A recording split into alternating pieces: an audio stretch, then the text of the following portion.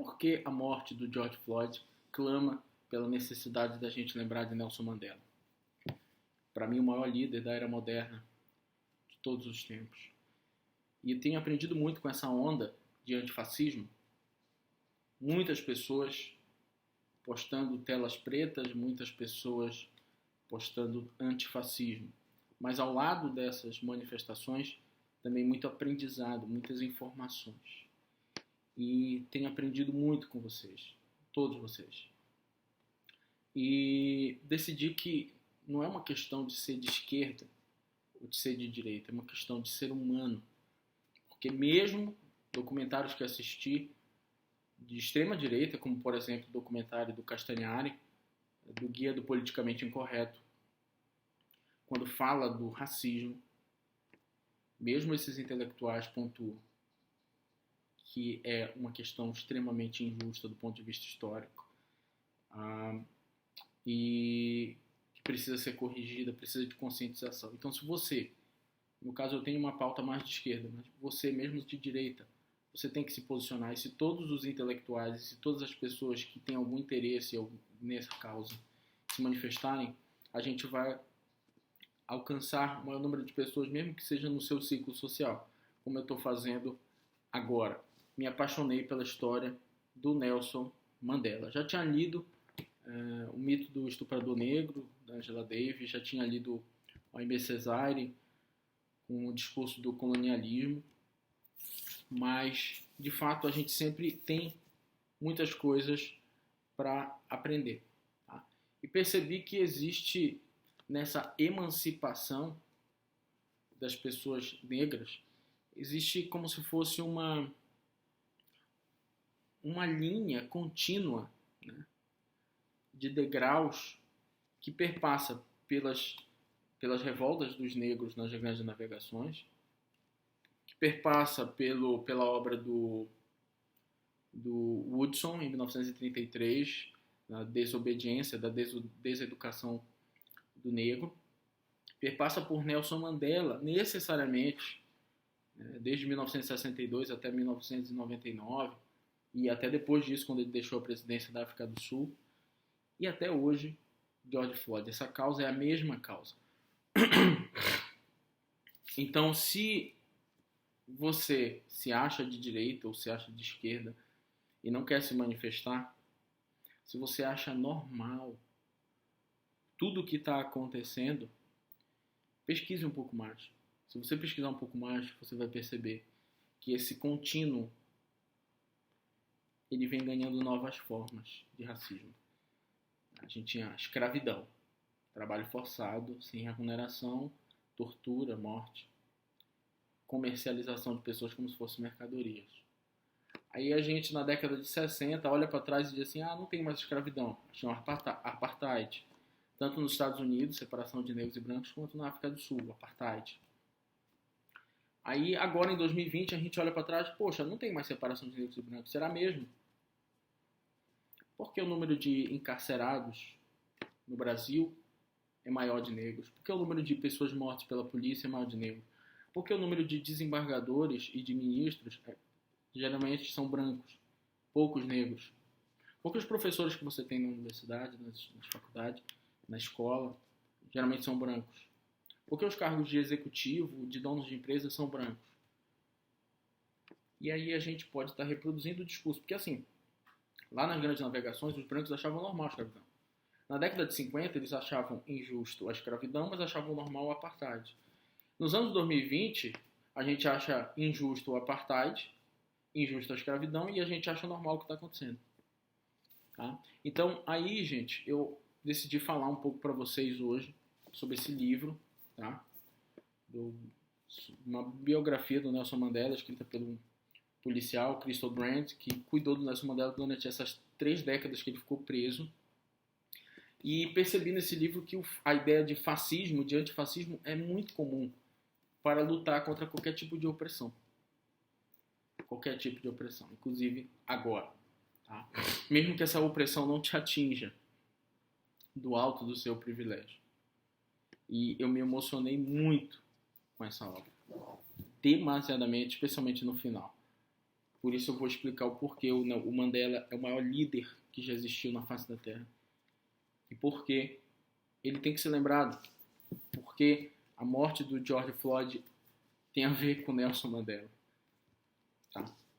Então, em 1948, nós tivemos o Partido Nacional Sul-Africano que oficializou o apartheid, legalizou o apartheid a partir de pressupostos religiosos, cristãos, claro, deturpados, porque Jesus Cristo é uma figura maravilhosa que merece ser lembrada, mesmo por quem é ateu ou por quem é religioso, uma pessoa que pregava o bem, a justiça, a solidariedade, mas eles utilizavam da ideia cristã para preservar a raça branca e impedir o extermínio dos brancos.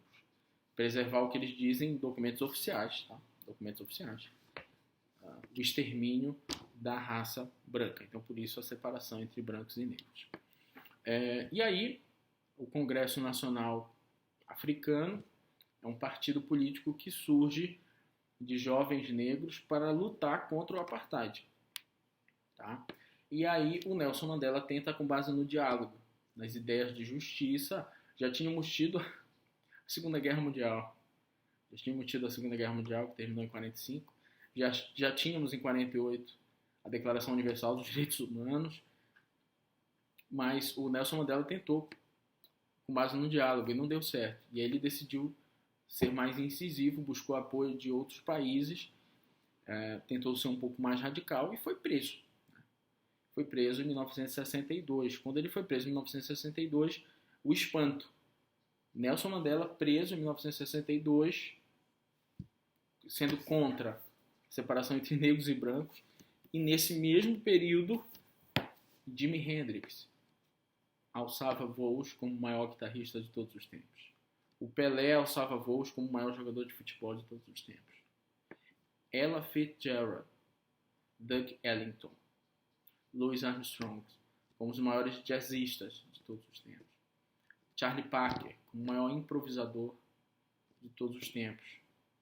E, paralelo a isso, na África do Sul, nós tínhamos o Nelson Mandela sendo preso por considerar que brancos e negros tinham que ter as mesmas oportunidades. E aí ele passou a ser, quando ele foi preso, ele passou a ser o símbolo dessa luta contra o apartheid, contra a opressão de um povo. E aí eu deixo aqui um recado para vocês, gente. Se essa onda pegar, se todo mundo falar sobre autores negros, se todo mundo falar sobre pessoas negras que mudaram o mundo, que lutaram por justiça, intelectuais negros, eu dou uma dica aqui, a Winnie, que é a esposa do Nelson Mandela, que mesmo ele casou antes de ser preso, mas durante a prisão, as 3 décadas que ele ficou preso, ele continuou utilizando a Winnie como ativista. Então a Winnie acabou sendo um grande trampolim do Mandela para conseguir mudar toda a realidade da África do Sul. Então a história da Winnie merece ser contada. Eu estou falando aqui só do Mandela. Assim como Matthew Gowini, tá? Que foi um professor, que eu me identifiquei muito com ele, está narrado aqui no livro, um professor maravilhoso, intelectual, profundo, amante da poesia, da música, apaixonado pelos alunos, que lutava por uma melhor condição de vida da população negra, foi preso. Aí a polícia chegou e disse assim, você está liberado hoje, você pode sair da prisão. Quando ele saiu da prisão, o corpo dele sumiu e nunca mais apareceu. E tem praças, tem muitas coisas com o nome dele, Matthew Gowini, merece ser contado. Todas as histórias das pessoas negras que sofreram, que morreram, merecem ser contadas. A gente, do alto do nosso privilégio, a gente pensa assim, muitas pessoas, me surpreendi, né?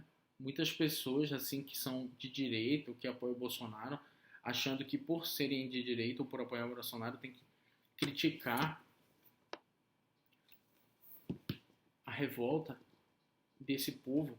Gente, quando tem grito, é igual quando dizem assim, onde tem fumaça tem fogo. Gente, tem grito de injustiça aqui nas favelas, nas periferias, nos Estados Unidos, no mundo inteiro.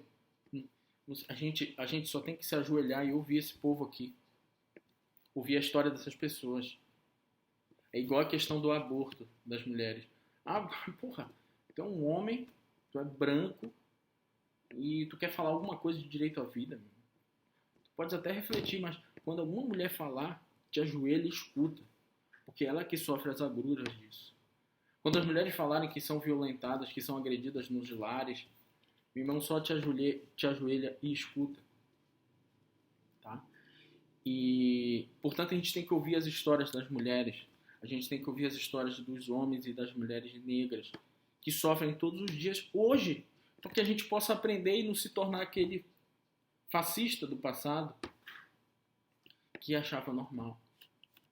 E aí o Mandela ficou 27 anos preso, desde 1962, só foi solto em 1990, 72 anos. E digo para vocês, 72 anos, muitas pessoas já estão curtindo a aposentadoria, só tomando sua cerveja e indo embora. Pois em 72 ele começou a luta dele.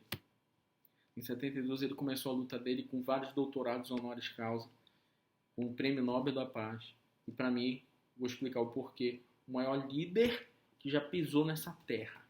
Não interessa, de qualquer causa que seja, ambiental, indígena, de mulheres ou de negros. Para mim, este cara aqui, e olha que eu já li muitas histórias, o maior líder, tá?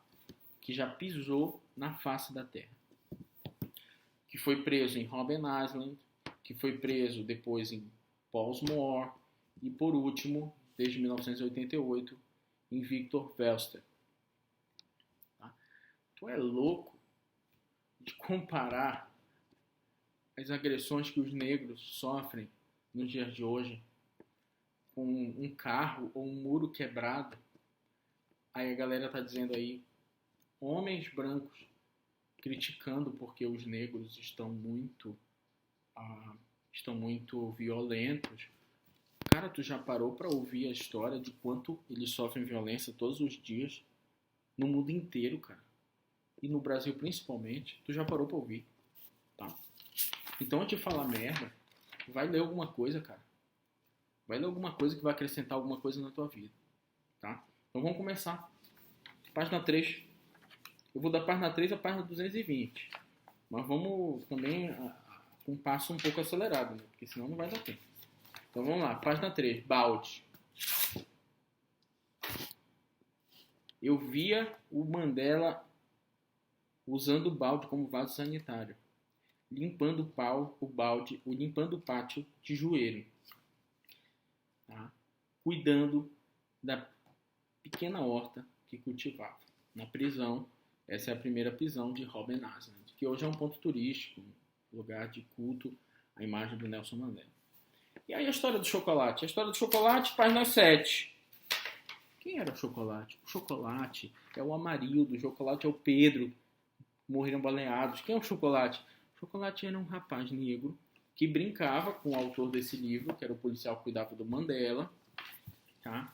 E aí, enfim, chocolate simplesmente sumiu. Até hoje eu não sei o que aconteceu, mas é provável que tenha sido preso por estar em algum lugar sem licença, porque as leis do apartheid, uma das leis, das dezenas de leis, exigiam que negros e brancos não podiam transitar pelos mesmos locais e que os negros teriam que ter uma licença. Leis do passe para negros. Eram chamados de Don't Pass, o passe idiota, e dominava a vida de pessoas negras. Chocolate era como se fosse um trabalhador não qualificado. Ele consertava um monte de coisa. Os negros não tinham nenhum valor para o Estado do apartheid. E aí, simplesmente, ele sumiu. O corpo dele sumiu e nunca mais foi encontrado. Tá? A gente tinha outras leis do apartheid, assim, proibição de casamento misto, negro e branco jamais podia casar. Lei da imoralidade, relação sexual também era crime. Negros não podiam utilizar as mesmas praias, ônibus, bancos de praça, hospitais, as mesmas escolas, banheiros públicos que os brancos. Lei da educação. Negros só podem ser educados com uma preparação para a vida braçal, tá? Para que o branco possa dominá-lo para futuras gerações. Não há lugar para os negros na comunidade europeia, tirando certas modalidades de trabalho braçal. Para quem ensinar matemática e filosofia para uma criança, sabendo que não terá nenhuma utilidade na vida dela? Os negros não podiam viver em uma cidade, a menos que fossem empregados para trabalhos braçais. Milhões foram expulsos sobre outra lei, Lei das Áreas Reservadas, que designou que as áreas pobres, ou seja, piores do país, são as áreas para os negros. E aí tivemos em 1960 um levante de protesto, claro, contra o apartheid, que matou 69 negros. A polícia saiu atirando. Aí, isso aqui tem total relação com George Floyd. A luta, a luta do Mandela em 1960, que a polícia saiu matando os negros que protestavam, é a mesma luta de hoje, se você for interpretar que ela vem ganhando novos formatos. Tá? E aí tivemos depois mais mortes, né? Aqui na página 69,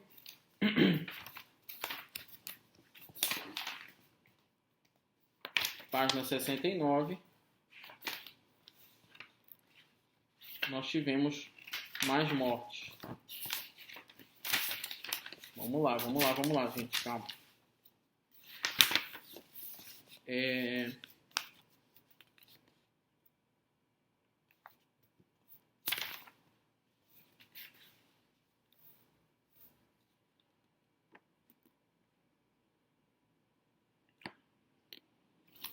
Tá aqui. Resultou em uma morte de mais de 600 pessoas. A maioria jovens pacíficos que lutavam pelo fim do apartheid. Brutalmente assassinados pela polícia de Soweto. Era tipo um bairro lá da África do Sul. Inclusive cadáveres de adolescentes e crianças de 13 anos. Inocentes vitimados no conflito. Tá? Prosseguindo aqui. Página 22. Página 22. Nós temos aqui a história de submeter ou lutar. O Mandela, na prisão, né, já preso, ele disse o seguinte: chega um momento na vida de uma nação que só tem duas escolhas: submeter-se ou lutar. Foi com base nessa máxima que teve a Revolução Francesa, acabando com o regime absolutista. Foi com base nessa máxima que teve a Revolução Americana, acabando com a opressão inglesa nos Estados Unidos. E você acha que não existem outras formas modernas de opressão? Tá?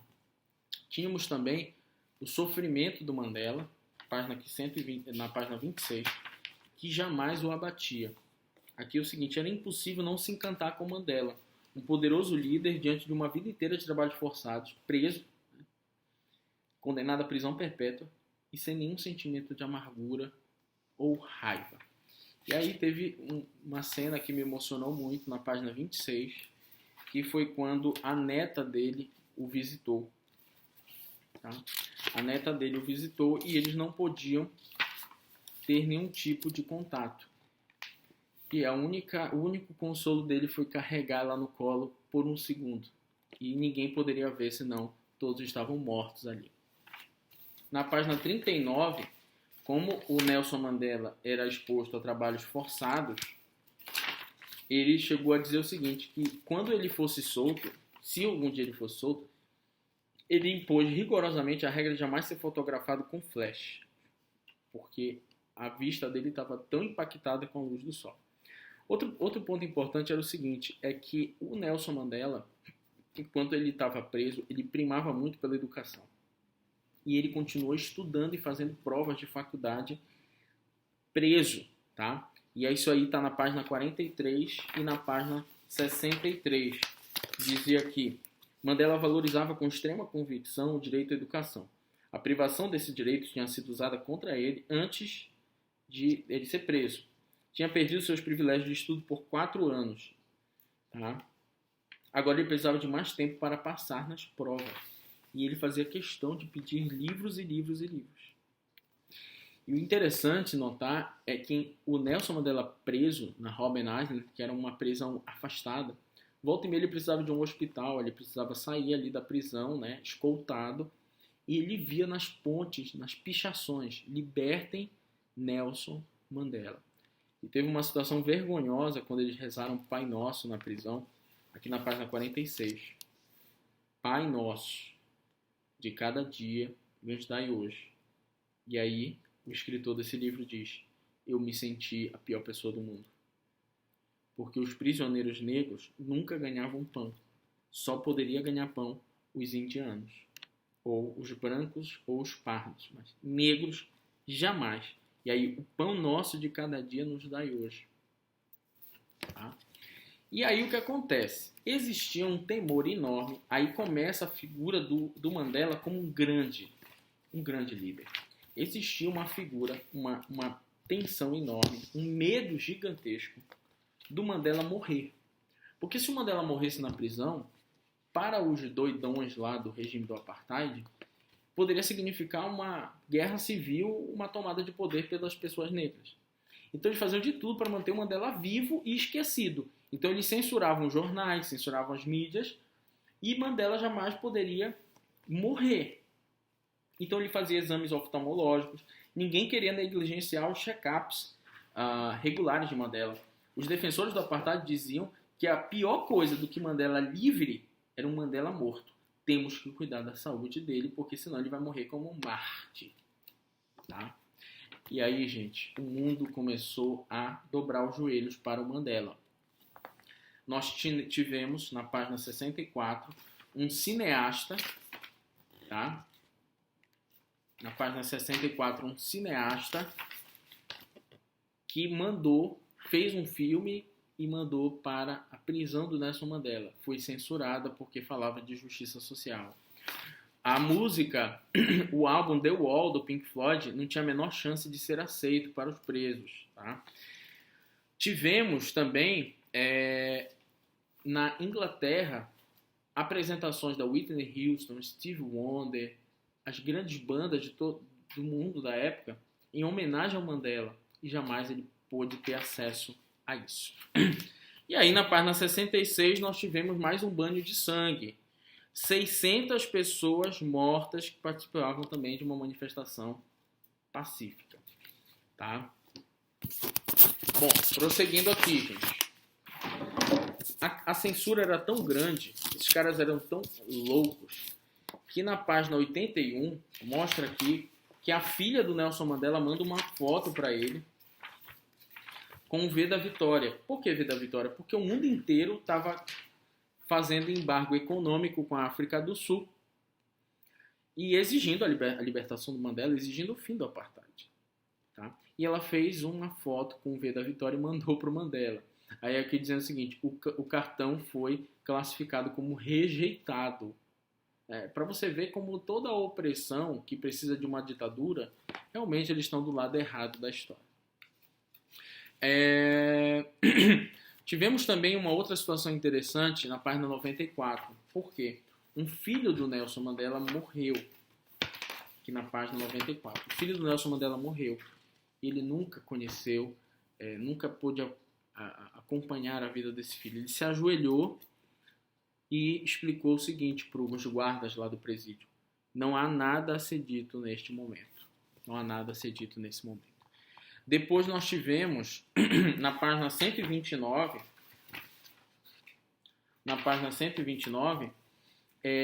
a seguinte contradição. O Mandela estava numa prisão que ficava na frente de um mar, uma ilha, Robben Island, né? Então, assim, lá não tinha violência, gangue e tal. Mas, mundo afora, centenas de negros eram mortos. Esses negros que desafiavam as leis do Apartheid. Tá? E se fazia de tudo para que as notícias não chegassem no Mandela. Milhares de estudantes protestavam com o slogan, atiravam pedras e a polícia respondia com os canhões d'água. As sanções contra a África do Sul nos impediu de sair do país. Tá? Mandela e seus companheiros se sentiam impotentes. Ou seja, lá eles estavam numa prisão na frente de uma praia, mas eles se sentiam impotentes, porque eles eram líderes de um grande movimento e lá fora estava todo mundo morrendo, todos os negros estavam morrendo. Tá? E pior contradição de todas, paralelo a isso, a esses milhares de negros morrendo na África do Sul, Londres nomeou Mandela como membro vitalício. As autoridades da Inglaterra nomeavam ruas e parques em homenagem a Mandela. Glasgow lhe concedeu cidadania honorária. Ele recebeu cidadania honorária de Roma, na Itália, na Grécia. O Partido Trabalhista Britânico o convidou para ser o orador da conferência. Claro que ele não foi, porque não tinha como ir. o Congresso Nacional Africano tinha conseguido promover o nome de Mandela como um herói do partido, um homem que estava no cerne da esperança de uma África do Sul justa e sem conflitos pelo mundo inteiro.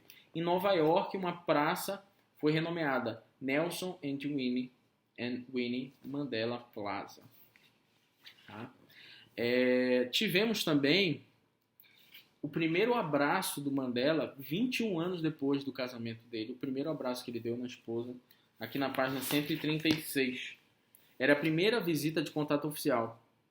Fora aquela primeira vez em 21 anos que ele pôde abraçar a esposa. Eles sentaram ainda de mãos dadas, estavam felizes e rindo, sem saber ao certo o que fazer com aquela situação inesperada. Ou seja, a prisão nem sequer permitia um contato físico. E aí uma coisa interessante, né? Uma afronta, digamos assim. Quando Mandela foi solto em 1990, essa aqui é a foto dele com a esposa num estádio de futebol, tá? Aclamado por milhares de pessoas, mais de 100 mil pessoas.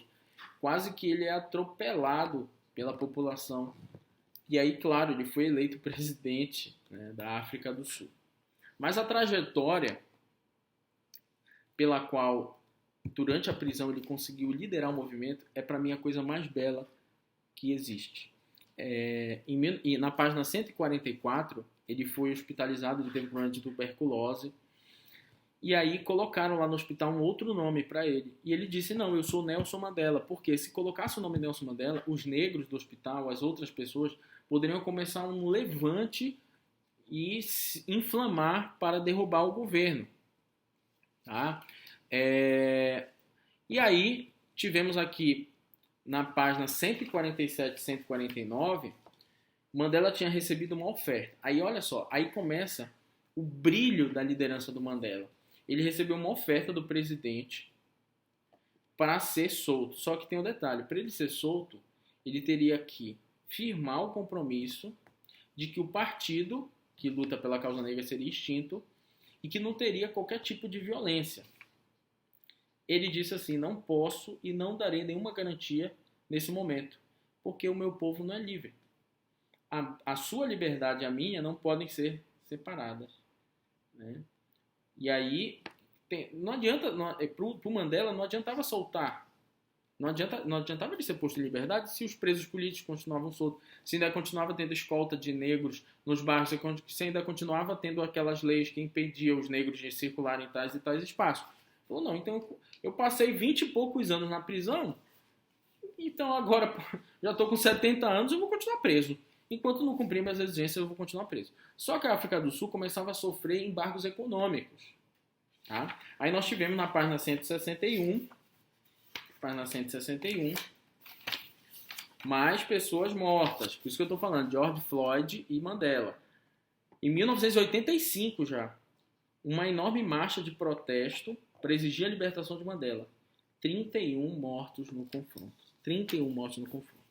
E aí o Mandela era tão inteligente que ele sabia que ao mesmo tempo que ele não poderia ser tão revolucionário no sentido violento da palavra, ele não queria perder o diálogo. Então a todo momento o presidente, o parlamento estava querendo dialogar com o Mandela para negociar a libertação dele, porque ele já era um ícone mundial. E aí aqui na página 157 uma situação interessante, ele já foi reunir com o presidente, ou seja, ele já era um ícone mundial, e aí botaram uma gravata, né? E ele, um terno, uma gravata. E aí, olha só. Ficamos espantados ao ver a destreza com a qual ele deu um nó na gravata. 26 anos depois de preso. Aí nos lembramos que a prática da advocacia antes da prisão, ele estava acostumado a se vestir formalmente para se apresentar no tribunal. Tá? E aí, todas as questões de injustiça contra negros, como a África do Sul estava sofrendo represália do mundo inteiro, acabavam chegando através de cartas, através de imprensa. O Nelson Mandela já tinha conseguido ter acesso a jornais, ter acesso à televisão, ter acesso a notícias do mundo exterior, e todas as situações de opressão aos negros chegavam nele. E aí chegou a situação de um jovem negro que foi morto, que foi preso por um homicídio. Só que adivinha a idade que ele tinha? Na página 173. Aqui na página 173. e tinha 13 anos, ou 8 anos, agora não me lembro. Aí o Mandela disse, ele é apenas uma criança de uma família pobre. O menino foi a casa, matou uma pessoa, mas ele matou uma pessoa a mando de uma gangue. E aí, essa criança é inocente, declarou Mandela. Ele passou vários minutos pensando, Sr. Brand, por favor, ligue para o advogado fulano de tal. Essa criança é inocente, ele não pode ser tratado como um bandido. Nada de bom pode acontecer com ele aqui na prisão. Ele é apenas uma criança pobre. E aí o Mandela conseguiu ter influência. Ou seja, dentro da prisão ele conseguia exercer influência forte no mundo externo, inclusive na política externa. Tá? Inclusive na política externa. Ele era tão foda que a Winnie, ele passava os bilhetes para ela endereçarem a políticos de outros países. Querida, você está reunindo com um monte de gente, por favor, anote tudo que eu peço. O meu principal instrumento para manter a luta de o fim do apartheid é você. Página 173 aqui. E aí uma situação interessante na página 177, os estudantes que estavam nos hospitais, que o Nelson Mandela acabava tendo que cuidar da saúde dele, os estudantes pediam para bater foto com ele. E se emocionavam. Os médicos, os enfermeiros, todos queriam saber. Todos queriam bater uma foto, todos queriam um abraço do Nelson Mandela. Tá? E aí tivemos uma situação interessante que tem a ver com a ditadura militar no Brasil também. Na página 181, diz o seguinte, que nós tivemos a Comissão da Verdade. Quando Mandela foi eleito presidente, nós tivemos a Comissão da Verdade, que só foi descoberto depois. E nessa Comissão da Verdade, o que acabou? A população sul-africana acabou fazendo o seguinte, acabou descobrindo as torturas e a violência e as mortes dos negros. Ou seja, a coisa era tão escondida que a população branca sul-africana nem sabia que tinha opressão, morte, perseguição e tortura dos negros. Isso serve para a gente refletir os dias de hoje. A gente fala assim, muitas pessoas que eu vi postando na internet, né? Nossa, gente, parem com a violência. Gente, vocês já ouviram as histórias dessas pessoas? E aí nós tivemos aqui na página 183 uma menção de que a população sul-africana só soube dessa violência toda depois da Comissão da Verdade que o Mandela instituiu depois dele ter sido presidente. E aí vem a negociação para o Mandela ser solto. Uma das exigências do presidente sul-africano, que claro era branco, era que se o Nelson Mandela fosse solto, não poderia ter um governo de negros. E não poderia ter o partido CNA, que é o Congresso Nacional Africano. E não poderia jamais ter um partido de maioria negra. E Mandela, que poderia ter sido solto em 1985, ou seja, 5 anos antes de 1990, disse, não, eu já passei 20 e poucos anos na prisão, não vou sair agora. 22 anos na prisão, não vou sair agora. Então eu só vou sair quando cumprir todas as minhas exigências. Olha a classe desse homem. Olha a classe desse cara. E aí a pressão foi tão grande que o Mandela passou para uma prisão melhor, né? Que é essa prisão de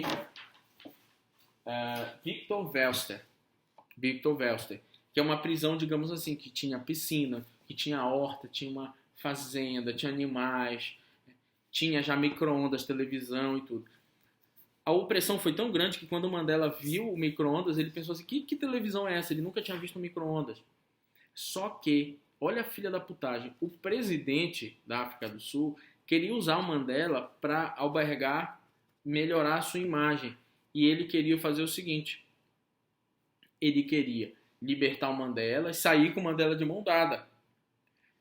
E o Mandela disse, jamais, eu vou sair daqui da prisão sozinho, caminhando, e o presidente também queria meio que quebrar a ideia de o Mandela como líder e autorizou a esposa dele com as filhas todas a morarem nessa prisão, que era uma prisão, era tipo uma casa já, era tipo uma prisão domiciliar, né?